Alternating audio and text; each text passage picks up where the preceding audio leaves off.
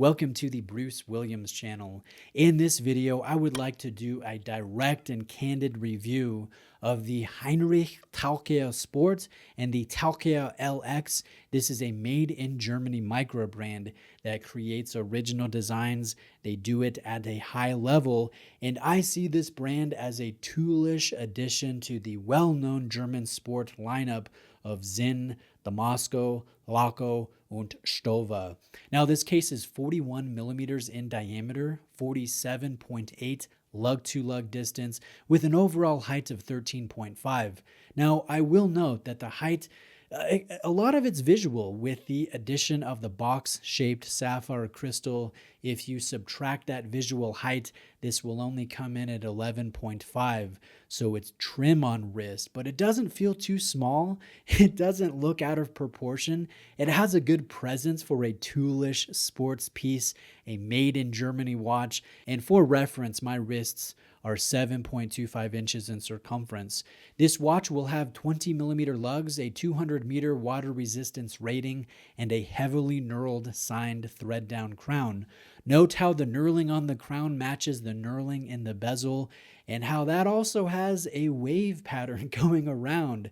So that is in contrast to all of the linear points and angles found on this specific sports case. Now, obviously, I have two versions in front of the camera. One is an untreated stainless steel case, and the other is a DLC or diamond-like coated variation. So that one will be all blackout, all stealth, and very difficult to scratch, to mar, or to mark. The bracelet is a mesh style. It's not a mesh bracelet, but it does have fully movable linear links, and I like this retro look. It really reminds me of watches that you would find in the 1970s, and I am partial to the retro designs that came out of that divisive decade. So this watch, this made in Germany Taucher, it really is right up my alley. Now, continuing within the case is a Sellita SW200-1 Elabor grade caliber. You will not be able to view it because there is a tastefully executed stainless steel case back, and the watch really just has an overall robust and toolish feel. I like the purling in the swing arms of the clasp. I like the large diver style sign clasp with the quick extension system. The bezel action is rock solid, very mechanical feeling, nice and loud, absolutely zero backplay. So I would consider the action of the bezel one of the highlights of this specific piece.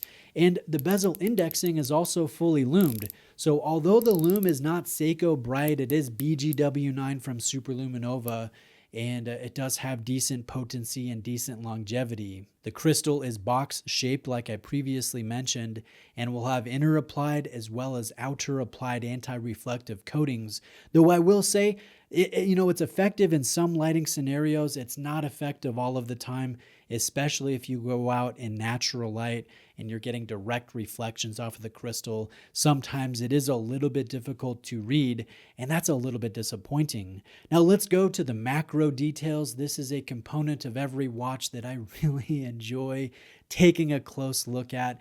The detail work really makes or breaks a watch, in my opinion, and this one has sharp details, applied linear markers with a brush finish, and note that they are longer than your average rectangular marker. And maybe that's one of the reasons why I just see the 1970s when I look at the Taucher Sport. So I really like this layout myself. Note the concentric alternating color for the dial material, and then the alternating color for the minute indexing. That also changes in width as well.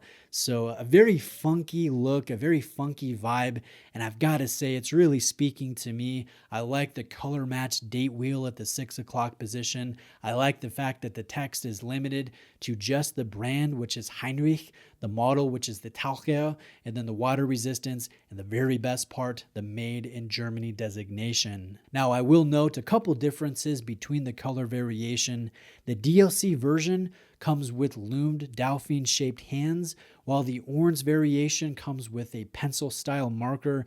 And note that the hour hand is fairly short and has two different colors on it. And it kind of reminds me of a Doxa. So again, maybe that's another reason why I'm seeing the retro here with this specific model. I don't think that's a bad thing at all.